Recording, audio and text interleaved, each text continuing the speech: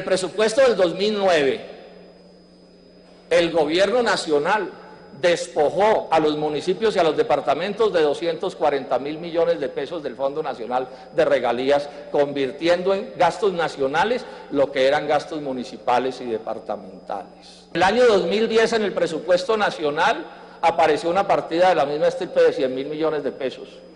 Y en este presupuesto del año entrante, en el artículo 57 se establece que de la plata del Fondo Nacional de Regalías, que es hoy de los municipios, se podrán hacer transferencias a gastos del gobierno nacional. Y hay un artículo nuevo que tiene, digamos, la desvergüenza de presentar el asunto peor todavía. Dice que las platas del Fondo Nacional de Regalías se podrán utilizar en gastos de salud en general. No se refiere a los gastos de salud de municipios y departamentos, porque para eso no se necesitaría ese artículo nuevo.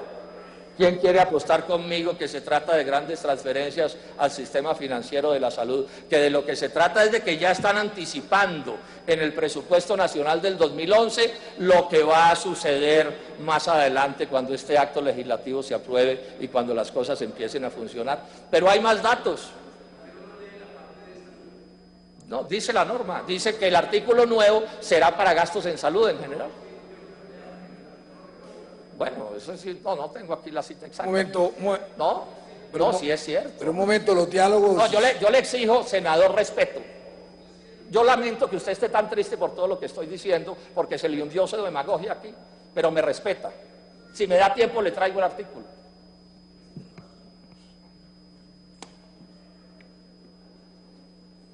Pero sigo.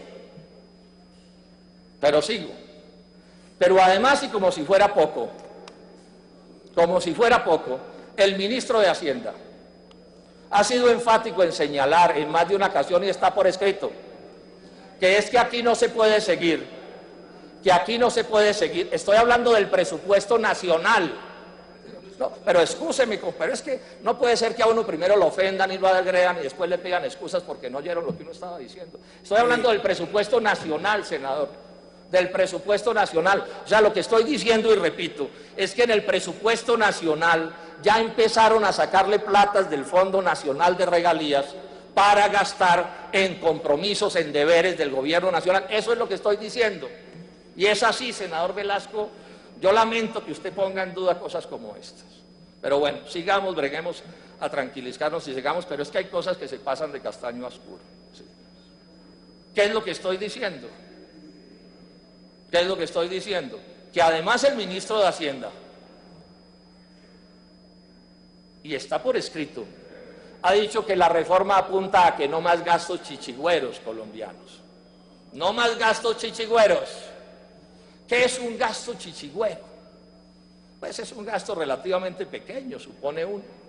Yo diría que un gasto chichigüero es como llama un magnate al gasto muy importante de un pobre. Un gasto chichigüero es una vía de penetración en un municipio perdido de Colombia, es un puente que comunica una vereda, es una escuela en una zona apartada de un municipio. Eso es un gasto chichigüero. Y nos ha dicho el ministro Echeverri que no más gastos chichigüeros. Y nos ha puesto como ejemplo de lo que debe hacerse con la plata de las regalías colombianos, nos ha puesto como un ejemplo el túnel de la línea. Y el ministro Rodado nos puso como un ejemplo un ferrocarril que une a Riohacha con Cartagena. Y hoy oí a un senador diciendo que otro ejemplo es el ferrocarril del Carare. Y yo no tengo nada en contra de los grandes proyectos. Me encantan los grandes proyectos, pero aquí la pregunta del millón es ¿por qué se van a hacer los grandes proyectos que son deber de la nación, del gobierno nacional, con la plata de los municipios? ¿Por qué se va a hacer el túnel de la línea con la plata del municipio de Piedras en el Tolima? ¿Por qué se va a hacer la gran obra que quieren hacer del ferrocarril en no sé dónde, si es que eso es medianamente sensato, con la plata de un municipio del Cesar? Este es el debate. Este es el debate de la descentralización. Sí, muy chichigüeros los gastos y más chichigüeros los contratistas, porque yo también sé, y eso hay que decirlo con franqueza, que detrás de los contratistas chichigüeros, de los contratos chichigüeros hay contratistas chichigüeros, y detrás de los macroproyectos hay macrocontratistas. Esto sería bueno que nos lo dejaran claro. Y no es otra cosa, repito, esa figura de los gastos regionales es esto, o sea, reemplazar deberes nacionales con la plata de los municipios y de las regiones de Colombia. El otro aspecto que hay que mencionar, que tampoco menciona aquí nadie y es curioso, es que tenemos un Estado central, un gobierno nacional medio quebrado, o más que quebrado. El déficit fiscal de este año es 24 billones de pesos, el 4.6% del Producto Interno Bruto, y me dicen que este asunto no tiene nada que ver con eso.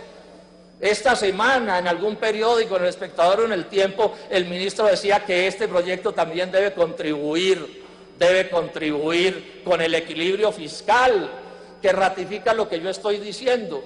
Una parte de la plata va a ir a macroproyectos y otra parte de la plata va a sustituir gastos del gobierno nacional para mejorar las finanzas públicas y seguir dándole cabida a la voracidad infinita del gobierno nacional. Dos cosas más y termino, señor presidente. Aquí varios senadores y en la Comisión Quinta también han insistido en un tema que debería ser parte de esta discusión. ¿Por qué no se tocan las regalías y los impuestos de las transnacionales? Finalmente, un poco este debate es un debate medio absurdo, en todo el mundo jalando de la misma sábana, y es una sábana pequeña, y si se tapan unos se destapan otros, y no se van a resolver los problemas nacionales. Pero curiosamente el gobierno nacional, que ve tantas cosas, no se da cuenta, porque no mueve un dedo en ese sentido, no se da cuenta que las regalías son ridículamente bajas. Las regalías del oro son del 4%, mejor, del 3.2%, si se aplica una frasecilla que dicen en las leyes. Eso no paga ni el nada por ciento del desastre ambiental que significan. Tenemos en el petróleo una de las peores regalías del mundo, del orden promedio del 8%. Las del carbón son malísimas y las exenciones tributarias nos avergüenzan. Cuando uno cruza, por ejemplo, dos exenciones tributarias más, no todas, dos, las de las pequeñas, que tiene Drummond en la Loma, equivalen al 76% de las regalías que paga esa empresa. Luego le estamos regalando el mineral en medio de un desastre ambiental del que estamos hablando, desastre que además, digamos, y eso se pasa de soslayo, lo pagan la gente de las regiones productoras. El desastre ambiental del Cesar no lo pagan los departamentos y los municipios no productores. El desastre ambiental de Arauca y del Meta no lo pagan los municipios y los departamentos no productores, y esto no se puede soslayar del debate. A ellos es a los que les queda la gran migración, la prostitución, la drogadicción, todos los problemas sociales que suelen acompañar a estos proyectos mineros. Pero ¿saben qué es lo peor de todo? Que dice la Contraloría General de la República que el Estado colombiano le cree a las transnacionales de la minería y del petróleo, les cree por buena fe. O sea, no tiene cómo constatar las cifras. Les cree a estos tiburones del capital transnacional, el Estado colombiano les cree las cifras que les dan, cifras todas en las que por supuesto perdemos hasta la camisa. Terminemos sobre el tema del Fondo de Estabilización. Lo han explicado aquí, una plata importante de esto se va a guardar en un fondo en el exterior, o sea, como plata medio leprosa, no debe entrar a Colombia, se dejan dólares en el exterior con tasas de interés ridículas. Y el argumento es que si entra, se genera revaluación, y si se genera revaluación, se acaba de quebrar la industria del agro, cosa que es cierta. Entonces uno en principio podría estar de acuerdo con que una plata importante se ahorrara de acuerdo con esta lógica de la revaluación. Y yo, digamos, que en un análisis académico, teórico, yo lo puedo entender y lo puedo aceptar. Pero es que el diablo está en los detalles. Se está tratando esa plata como si fuera una plata leprosa. Y yo esta mañana le preguntaba al ministro Echeverry, ¿por qué no se persiguen los 4.000 millones de dólares que al año entran del narcotráfico? Ya aquí ni siquiera se habla de la ventanilla siniestra de la que se hablaba otra vez. ¿Dónde está el Estado persiguiendo la plata del narcotráfico? 4.000 millones de dólares al año, la mitad de lo que vale, más de la mitad de lo que valen las regalías.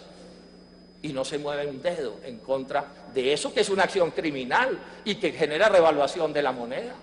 En segundo término, ¿por qué no se persigue el carry trade? O sea, especuladores internacionales que todos los días entran en los aviones con maletas inmensas de dólares y de euros a Colombia. Platas de especuladores que le hacen un daño descomunal a la economía colombiana al entrar y se lo harán al salir, porque algún día se van como capitales golondrinas. Entonces, cuando a mí me dicen que no hay que perseguir la plata mala, que es esta del narcotráfico y los especuladores, pero sí hay que perseguir la plata buena, porque se supone que es plata del Estado colombiano y es buena, me parece muy sospechosa la sustentación de lo que se está diciendo.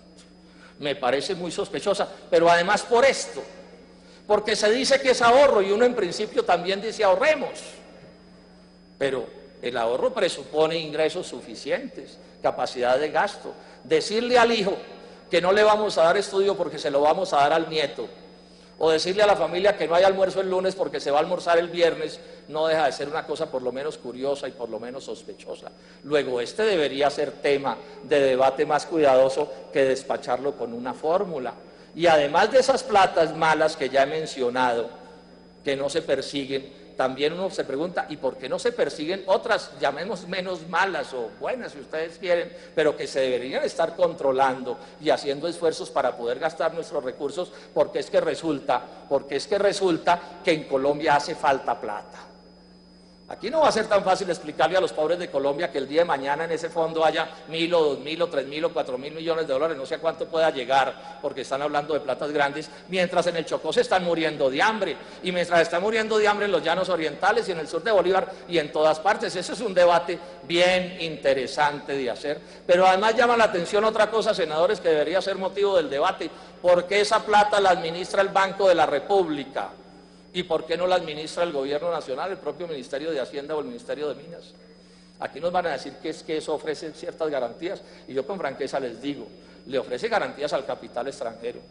Ese Banco de la República, de acuerdo con las normas de la Constitución, es capaz de dejar morir de hambre a este país con esa plata guardada para no ir a perturbar los intereses del capital extranjero, porque ese Banco de la República le obedece primero que nadie al Fondo Monetario Internacional, antes que al propio gobierno de Colombia. Esto también debería ser tema de debate y, por supuesto, no se debate. Y por último, digamos esto, y con esto concluyo. Y esto es lo último que voy a decir, que lo diré en 2 minutos o en 1 minuto, no sé, ameritaría un debate entero. Esto es parte del cuento ese de la regla fiscal. Esto es parte, todo esto que está pasando es parte del cuento de la ley de sostenibilidad fiscal. Es decir, esto aquí lo que está envolviendo Constitución, y esto es muy grave, es una ideología económica y política precisa. Aquí están constitucionalizando más que nunca el neoliberalismo, el libre comercio, las orientaciones del Fondo Monetario Internacional, la determinada manera de pensar de Juan Manuel Santos, que se aprovecha de una mayoría que yo creo que es transitoria para introducir en la Constitución modificaciones de altísimo peligro para la economía nacional, como son esas que estoy mencionando de la sostenibilidad y de la regla fiscal, y como es esto de entregarle al Banco de la República la administración de este Fondo de Estabilización del que estamos hablando, y es parte también del asunto no perseguir la plata mala y perseguir la plata buena. Como ustedes ven, senadores, el tema es un tema bastante más complejo, que como se ha querido decir aquí, que cojamos 4 pesos de aquí y pasémoslos para acá, y no importa que si les quitamos a unos pobres porque le vamos a dar a otros pobres, y un poco de galimatías que por supuesto resisten poco análisis. Ahora, yo entiendo que para efectos de conseguir votos, pues irse uno a la región con 4 pesos más, así pues hayan sido obtenidos de una manera tan discutible como la que estoy expresando, pues finalmente dará sus réditos políticos, pero por supuesto no es así como el Polo Democrático Alternativo hace sus análisis. Dejo constancia que en estos departamentos que van a ser más afectados, probablemente sea el sitio donde más votos sacó Juan Manuel Santos, no propiamente el Polo. O sea, no estamos haciendo aquí un debate oportunista, estamos haciendo un debate de principios, de fondo, que ojalá lo adelantáramos por todas las universidades de Colombia, por todas las academias de este país, para que pongamos esta discusión donde es. ¿Por qué el gobierno nacional va a expropiar a las regiones de sus derechos constitucionales? ¿Eso qué es lo que quiere decir? ¿Por qué se va a centralizar el gasto? ¿Por qué se pasó de gasto municipal y departamental a gasto regional? Que alguien me diga qué diablos es una región en Colombia, pero de manera expresa, ilegal y definitiva. Y no estas especies de amontonamientos que andan haciendo, que esta mañana un ministro decía, no, pues si no les gusta ese amontonamiento, inventemos nosotros. Porque al final lo único que importa es que prime una lógica que por supuesto nosotros no podemos compartir de ninguna manera. De ninguna manera. Estas son pues algunas de las razones, no agotamos el tema por las cuales el Polo Democrático Alternativo no vota positivamente.